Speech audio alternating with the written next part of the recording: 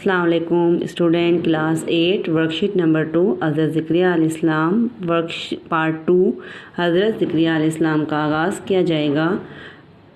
حضرت زکریا علیہ السلام کے چیپٹر میں جو ہم بات کر رہے تھے، ہمارا جو پارٹ 1 تھا، اس میں ہم نے یہاں تک بات مکمل کی تھی کہ حضرت زکریا علیہ السلام نے حضرت مریم رضی اللہ تعالیٰ عنہ کے پاس بن موسم کے پھل دیکھے۔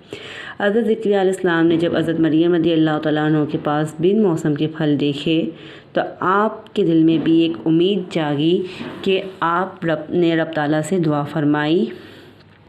کہ جو ذات پاک مریم کو بے موسم اور بغیر سبب کے پھل عطا کرنے پر قادر ہے،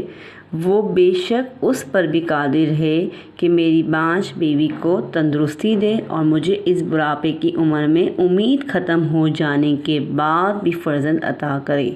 چونکہ آپ کو یہ فکر تھی کہ ایک عمر کو پہنچنے کے بعد جب آپ اس دنیا میں نہ رہے اور بنی اسرائیل کو جس طرح سے آپ نے دین کی دعوت دی اور وہ دین میں رد و بدل کریں گے تو آپ کا جانشین نہ ہوا تو یہ تو کامیاب ہو جائیں گے، تو لہٰذا آپ نے اللہ تعالیٰ سے دعا کی اور ایسی فرزند کی دعا کی جو ان کا وارث ہو اور بنی اسرائیل کی رہنمائی کا کام بھی انجام دے۔ تو حضرت زکریا علیہ السلام کی دعا دیکھیں، قرآن مجید میں بھی اس کا ذکر موجود ہے کہ یہ تیرے رب کی اس رحمت کا جو اس نے اپنے بندے زکریا پر کی، جب اس نے اپنے رب کو آہستہ سے پکارا، عرض کی، اے میرے رب، میری ہڈی کمزور ہو گئی اور سر سے بڑھاپے کا شعلہ چمکا، اور اے میرے رب، میں تجھے پکار کر کبھی نامراد نہ رہا اور مجھے اپنے بعد اپنے قرابت والوں کا ڈر ہے اور میری عورت بانجھ ہے۔ تو مجھے اپنے پاس سے کوئی ایسا فرزند دے ڈال جو میرا کام اٹھائے، وہ میرا جانشین ہو اور اولاد یعقوب کا وارث ہو، اور اے میرے رب اسے اپنا پسندیدہ کر۔ اللہ تعالیٰ نے حضرت زکریا علیہ السلام کی دعا قبول فرمائی اور حضرت یحییٰ علیہ السلام کی ولادت ہوئی۔ آپ اس چیپٹر اس ہیڈنگ میں دیکھ سکتے ہیں۔ حضرت یحییٰ علیہ السلام کا طریقہ دعوت دیکھیں۔ حضرت یحییٰ علیہ السلام بھی ایک نبی ہیں۔ عام طور پر اسٹوڈنٹس یہ ہوتا ہے کہ جب اولاد پیدا ہوتی ہے تو والدین اس کا نام رکھتے ہیں یا عزیز و اقارب رکھتے ہیں،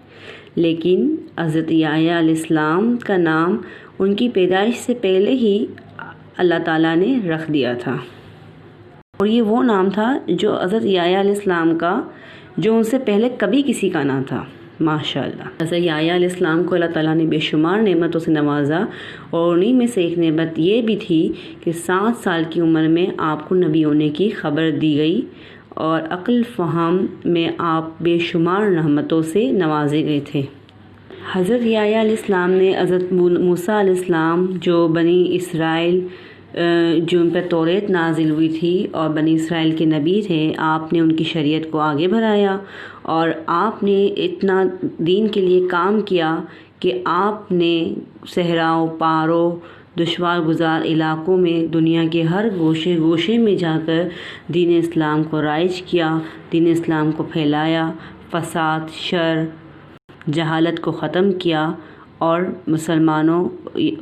لوگوں کو مسلمان کیا اور راہ راست پر اور ہدایت پر لے کر آئے۔ اب آپ کی حضرت یحییٰ علیہ السلام کو شہادت نصیب ہوئی، اور تاریخ کے واقعوں سے معلوم ہوتا ہے